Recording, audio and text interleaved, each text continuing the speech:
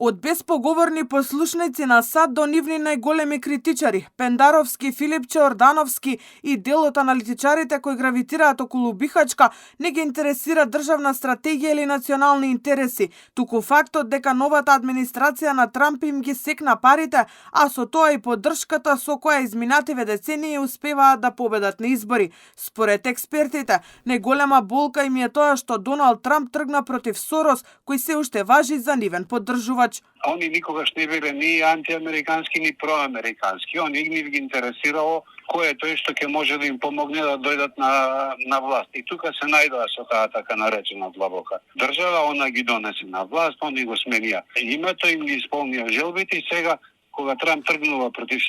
цело тоа, како што го нарекува мочуриште, нормално е дека се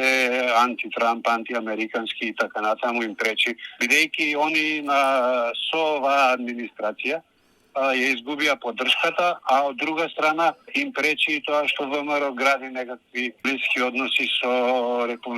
луѓе од републиканската партија. И политичкиот аналитичар Ристевски е на став дека финансиите од УСАИД и новата американска надворешна политика доведе до вакви изненадувачки изјави од социјалдемократите, кои во периодот наназад постојано укажуваат дека треба да се почитуваат и следат чекорите на нашиот прв стратешки партнер, Соединетите Американски држави. Вистина ќе биде интересно во периодот кој престои да видиме дали овие политики всушност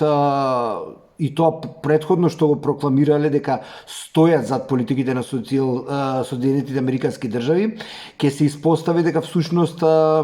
стоеле единствено зад политиките кои се можеби ним идеолошки блиски или пак оние кои ги стимулирале и финансирале. Дека блиски луѓе до СДСМ се контра Трамп, освен настапот на Пендаровски, покажа и неодамнешната реакција на аналитичарот Сашо Ордановски, кој председателот на Америка го опиша како релативно лош образован човек и исклучително нарцисоидна личност со мали културолошки познавања и неонацистичка реторика.